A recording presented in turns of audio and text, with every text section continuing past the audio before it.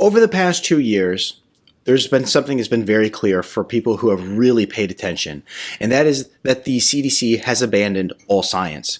And in this article we're going to review today from the tablet, they basically break it down and and literally prove a very compelling argument as to why the CDC has become more of a political organization rather than a scientific organization. So this is something that's wildly interesting. I've been talking about this since the very beginning of the pandemic, simply because if you've been following the science, you just see this huge difference between the scientific reality and what you're hearing in the media and what you're hearing from the CDC. So wild stuff, but let's break this down and dive into it. But before we get started, I'm Dr. Nick Zarowski, and welcome to the channel. Be sure to subscribe, hit that notification bell, and as always, share this with your friends so that they can stay informed on how to take care of their health appropriately. Let's dive into the article. The main federal agency guiding America's pandemic policy is the U.S. Centers for Disease Control, which sets a widely adopted policy on masking, vaccination, distancing, and also the mitigation efforts to slow the spread of COVID, ensuring that the virus is less morbid when it leads to infection. The CDC is part of a scientific agency. They use facts and principles of science to guide the policy, but they are also fundamentally a political agency. This is where you have to really listen. They are fundamentally a political agency. The director is appointed by the President of the United States, and the CDC's guidance often balances public health and welfare with other priorities of the executive branch. Throughout the pandemic, the CDC has been a poor steward of that balance, pushing a series of scientific results that are severely deficient. This research is plagued with classic errors and biases and does not support the press release conclusion that often follows. In all cases, the papers are uniquely timed for further political goals and objectives. As such, these papers appear more as propaganda than science. The CDC's use of this technique has severely damaged their reputation and helped lead to a growing divide in trust in the science by political party. Science now risks entering a death spiral in which it will increasingly fragment into subsidiary verticals of political parties. As a society, we cannot afford to allow this to occur. Impartial, honest appraisal is needed now more than ever, but it's unclear how we can achieve it. Now, this pandemic has been an absolute mess, right? Because no matter what you do, you see this huge divide in understanding of the pandemic, right? So for instance, you took two different political parties. They basically went into the Democratic group and they said, how likely are you to be hospitalized or die from COVID? And these individuals believed that it was highly likely. They believed that you had like a 60% chance or something like that. And then if they went and asked the Republican Party of people, how likely, and they believed it was very, very minimal. So you could see just the huge contrast from one group of people to the other based off their political leaning, where the reality is what should matter is the science. It's the only thing that should matter. The CDC has taken a side in this whole political agenda, basically spewing a lot of very unscientific data. And it's interesting because, if you go and you post things on YouTube or Instagram or any of these social media platforms out there, the things that they'll do is they'll go and they'll post a little CDC tag next to it. Well, how in the world can you actually believe that when the CDC is using very unscientific sources in order to promote whatever it is they're trying to promote at the time? We're going to break down in this article really the reality of this situation. But the fact is that when we look at the pandemic, for me, it's been very frustrating because I look at the research, I look at the articles, and then what's actually happening in public policy is completely different. To give you an example, I live in Michigan, and every time you go on the social media here, you're getting videos by the Health and Human Services basically promoting childhood vaccinations.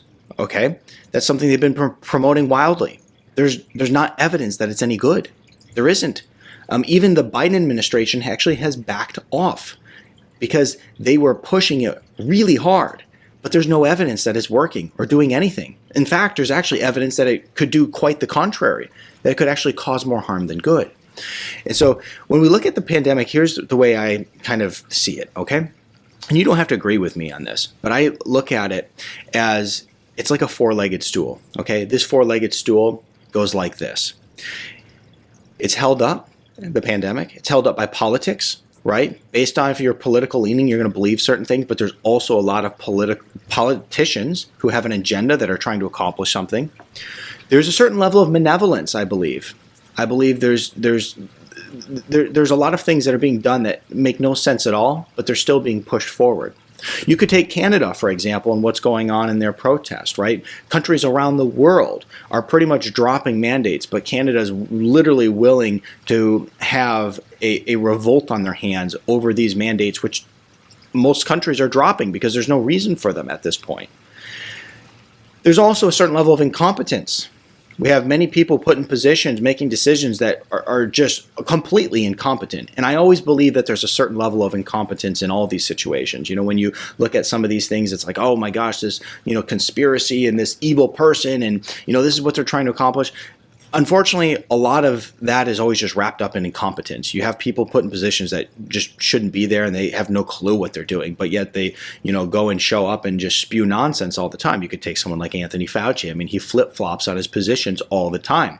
It's just a level of incompetence at this point. Or maybe there is benevolence. I don't know, but there's no reason he, as somebody who is, quote unquote, is intelligent as he is, should have differing opinions based off which way the wind's blowing. Now, the other thing I believe there is corporate greed. Okay, you take these pharmaceutical companies, which are the richest companies on the planet, and they're making billions and billions of dollars, and they're getting it through taxpayer dollars. They aren't actually going out and playing on a fair playing field like pretty much everybody else in the corporate space, where they actually have to go and produce a good product and then they have to take it to market and people have to believe in it. No, not at all. They're using policy through the government to push their product on people, but they're also using your money that you paid in taxes to purchase these products, okay? And I think that's worked out really good for them. There's been more billionaires in that space over the past 2 years than ever before. So this article goes on to say, basically, in 2020, the CDC study sought to prove that mask mandates slowed the spread of COVID. The study found that counties in Kansas, which implemented mask mandates, saw COVID case rates start to fall, while counties that did not saw rates continue to climb. Now, the CDC had merely shown a tiny favorable section depicted in the red circle above, but the subsequent pandemic waves dwarf their results. In short, the CDC study was not capable of proving anything and was highly misleading, but it served as the policy goal of encouraging cloth masks. So here you have a situation where they took this study that literally proved nothing. They took a little section out of the chart and they go, oh, look, the cloth masks work so well, when in fact, basically, the study proved nothing and certainly did not prove the justification for a cloth mask. I mean, many people actually believe that you would have a negative impact due to, basically the bacteria and everything else that's getting caught in that, and then just wearing it around all day. However, that's what the CDC used. Now, when it comes to promoting mask mandates in school, this is obviously a fight that's going on right now as we speak. There was another study that the CDC did, and they did it in some different Arizona schools, and they published the study in the Morbidity and Mortality Weekly Report, which is their journal, and the analysis claimed that schools with no mask mandates were 3.5 times more likely to experience a COVID outbreak when compared to schools that did not have the mandates. Now, there was a lot of flaws in this. They didn't look at which students were vaccinated, which teachers were vaccinated. They didn't take any of that into account. And they also, so they didn't look at vaccination rates. They also took 2 different counties which had very different political preferences, which we already talked how majorly different people act when they are of a certain political party. So for instance, like you have one political party that may stay home and live a more sequestered life because they're a little bit concerned about getting sick, where you have one that goes about their life freely simply because they're not really concerned. So they didn't take that into consideration. And then the other thing is that they didn't take the age of the children into consideration when they looked at whether or not there was going to be an outbreak, because basically younger children are less likely to have an outbreak amongst them versus older children. The younger children have always basically been healthier, and this is what we've seen with the virus since the beginning of the pandemic, is that, the older you are, the more negative consequences you may have. The younger you are, the more you just walk right through it. They go on to basically say these were only a few of the CDC's paper's problems. A reporter from The Atlantic found that also the exposure times varied when they determined this mask mandate for schools. They basically looked at schools that were only open for a few hours a day. They looked at schools that, which was essentially if they're only open for a few hours a day, they're less likely to have outbreak. And also those kids were wearing a mask versus schools that were open all the time and not wearing masks. They also even added some schools that were doing at-home learning into this study. And when they went to examine the study, they would not show people, the CDC would not show people which schools they included, because basically the whole study was flawed and a disaster. But it was the basis for their policy. If we move on in this article, they go on to talk about justification for vaccinations in kids. There's many countries around the world that basically say, you know what, we don't think that these kids need these shots, and simply because there is potential that they're causing more harm than good.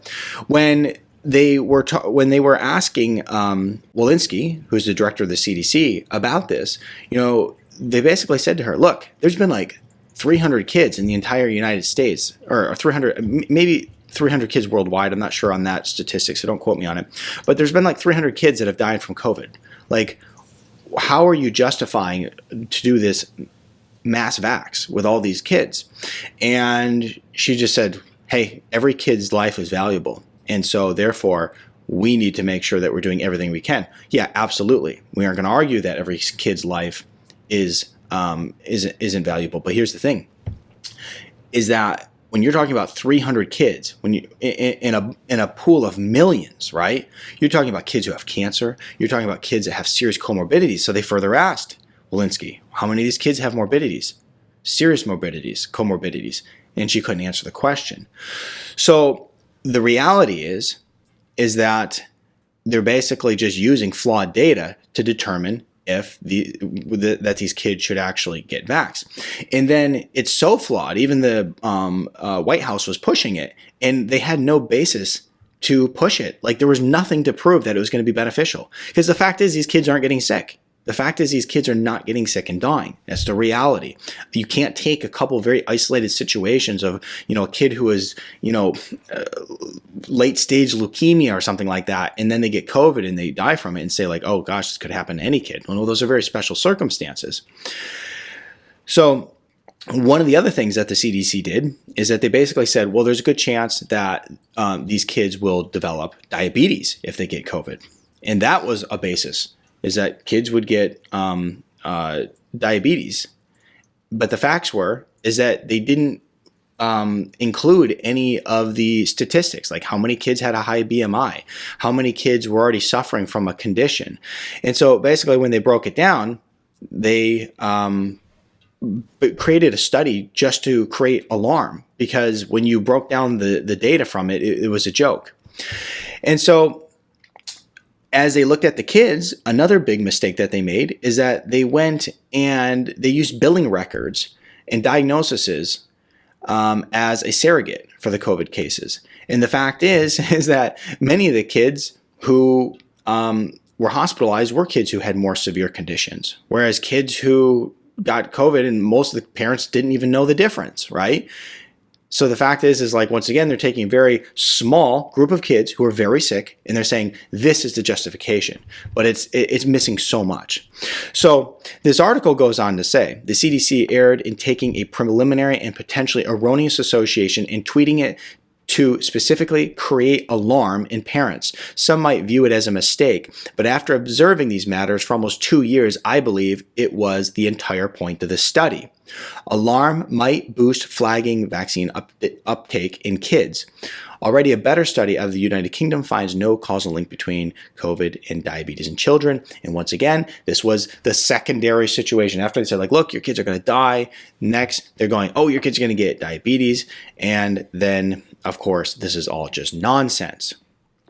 Manufacturing alarm at the very moment an age or a demographic cohort is targeted for vaccination has become a pattern for the CDC. On May 10, 2021, the FDA granted emergency use authorization for 12 to 15-year-olds cohort to receive the Pfizer vaccine. On June 11th, the CDC published a study in their journal claiming that they are finding a rising hospitalization amongst this group. Widespread media coverage of this quickly followed, but the absolute rates for this age group were in reality amazingly low. Okay. Meanwhile, the safety and the safety signal was being investigated. Myocarditis, inflammation of the heart muscle, was more common with the second dose and reported to be very frequent. According to the Israeli Ministry of Health, other countries became reluctant to push 2 doses within the standard 21 to 28 day timeline for these ages. By July, the UK has decided against pushing vaccines for this cohort, but many other countries have walked it back slowly. The CDC was undeterred, and in recent weeks, the agency director has started to push for more doses at these ages against the advice of the FDA Advisory Committee, Michelle Walensky has moved forward with recommending boosters to 12 to 15-year-olds. The view differs from the WHO guidance and that of other countries, including Canada, which has not authorized boosters for healthy adolescents 12 to 17. But when it comes to vaccination, the CDC has a single policy. All Americans should get 3 doses regardless of age and medical condition. This is not science as such, but science as a political propaganda. Okay? So this is very important because when you start talking about taking a group of people and you literally just say medical conditions don't matter, nothing matters, just get it. Just get it. You need this stuff in your body. Just get it. Well, I mean, that's absolutely ridiculous. There's a lot of reasons. I actually know a doctor who was under care by another doctor, and the doctor that was caring for him refused to let him remain as their patient simply because he refused to get the shot. Well, interestingly enough, he has an autoimmune condition and he also has a blood clotting disorder. And he said, absolutely not, I can't get this. And the doctor said, I don't care. The risk outweighs the benefits.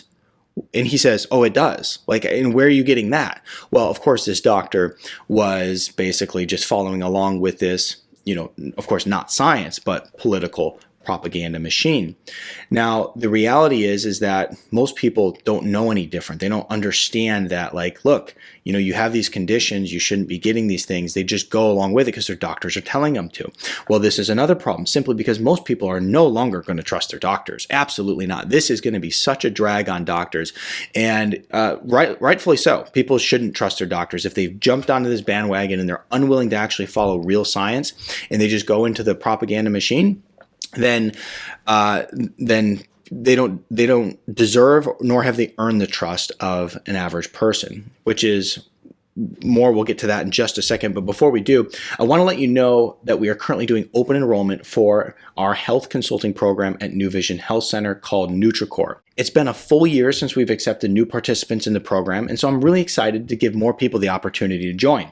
If you're looking for a second opinion with your health or a natural solution to your health concerns, or you just want to get help from doctors and nutritionists who look to solve your health issues at the root cause and not just push pharmaceuticals on you, then click on the link below to set up a complimentary wellness advisor call in order to determine if NutriCore is right for you. Limited spots are available. You can find the link in the description below. So we're going to move on here. But ultimately, this is what it comes down to.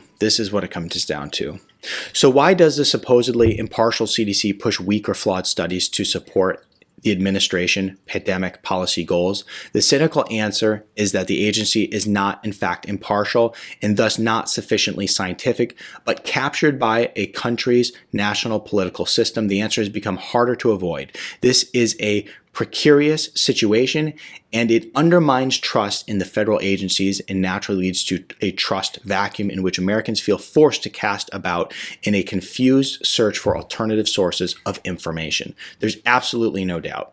And the worst part about it is that you can see in the United States, they're adopting these Communist Party, like the Chinese Communist Party tactics in censoring on social media. Like literally these same tactics that these communist parties use are being used in America on social media so that you don't know the truth.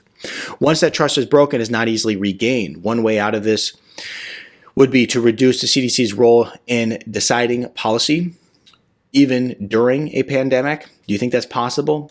Or maybe, here's another thought that I have, is maybe the president shouldn't be picking the director of the CDC. Maybe it would keep it from being a political agency at that point. Ultimately, science is not a political sport. Okay, and this is the part, this is one of the things I love the most about this article, and this is why I wanted to go through it. Ultimately, science is not a political sport, because this is my take on the whole pandemic. Like, why are people keep taking sides politically? Why is it that I can go over research and give the facts on, and people go, "Oh, I knew it. I knew you were leaning this way in the political spectrum." No, I'm just reading you research straight from the data. Just because you're reading it does not mean you lean a certain way politically. Like, do we live in an environment now where if you're on this political side, you only read this research that is, supporting your, flawed ideas? Or if you're on this side, you're reading research that's supporting your flawed ideas? No, we have to look at the scientific evidence and the facts. It is a method to ascertain truth in a chaotic, uncertain universe. Science itself is transcendent and will outlast our current challenges no matter what we choose to believe. But the more it becomes subordinate to politics, the more it becomes a slogan rather than a method of discovery and understanding. The more impoverished we all become, the next decade will be critical as we face an increasingly existential question: is science autonomous and sacred, or a branch of politics? I hope we choose wisely, but I fear the die is already cast. Absolutely. I fear that the die is certainly cast for science to be 100% political. We see this in every realm, even outside the pandemic. You're seeing like science just being twisted and distorted by politics and by whatever party you subscribe to, which is absolutely bizarre. Even with the pandemic, you can see the brutal and absolute negligence, in my opinion, which is the ignoring of natural immunity. Most countries around the world actually consider if you've gotten COVID to be as good as the actual vaccination itself. The United States is going, yep, that doesn't matter, that doesn't exist, right? As a matter of fact, the CDC had claimed forever that natural immunity wouldn't do anything for you until, and even Walensky had basically said natural immunity doesn't work in like a day or two after her own agency, which of course she probably didn't have any control of this part of it, but like basically said, yeah, natural immunity is actually better, right? So they're all over the place. And here's the thing, is don't let your health become hijacked by politics, okay? That is a big thing we have to watch out for. Most people's health is right now hijacked by politics. Your health is literally should just be about you, keeping yourself healthy and doing the right things for your body, but not subscribing to a health program based off your political leaning. That is a scary world if that's, the way that things are going to be from now on. So hope you enjoyed this video. If you like this video, be sure to check out this one next.